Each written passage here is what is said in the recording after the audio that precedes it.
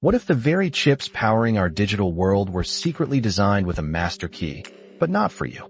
The idea sounds like a spy thriller, yet it's at the heart of a surprising confrontation between tech giant Nvidia and a major global power. Just last week, the Cyberspace Administration of China approached Nvidia, requesting detailed documents. Their concern? Potential backdoor security risks, specifically in Nvidia's H20 data center GPUs, which are, importantly, designed for the Chinese market and adhere to U.S. export guidelines. Now, Nvidia didn't just quietly dismiss this. Their chief security officer, David Reber Jr., published a remarkably direct blog post, effectively pledging no backdoors, no kill switches, no spyware. He clearly stated that embedding such features into chips would be, quote, a gift to hackers and hostile actors. It would essentially undermine global data infrastructure and shatter trust in U.S. technology. He reminded everyone that established law wisely requires companies to fix vulnerabilities, not create them. You see the fundamental tension here, don't you? This isn't just about one country's suspicions.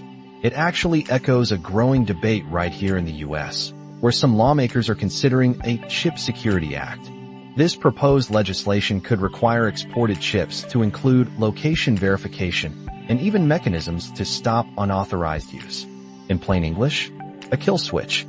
But here's the problem with a kill switch, or any hardware backdoor, for that matter.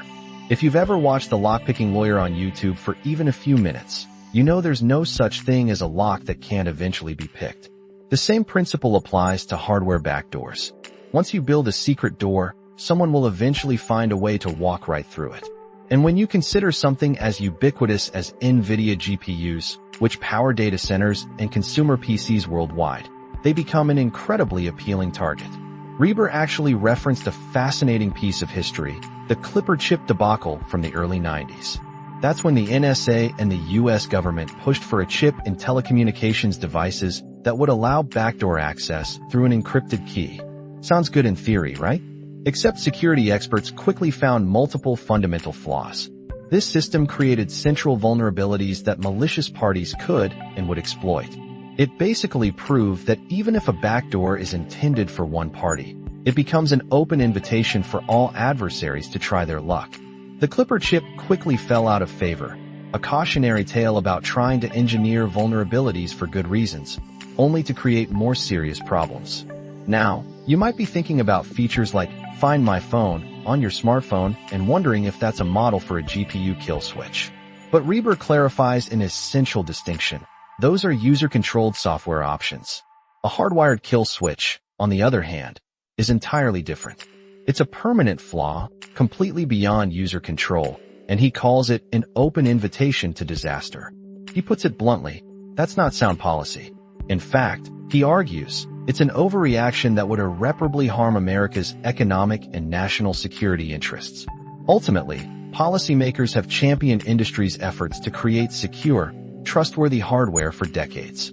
Governments possess many tools to protect their nations, consumers, and economies. But deliberately weakening critical infrastructure? That should never, ever be one of them. So, as we navigate this increasingly interconnected digital world, where does trust truly lie?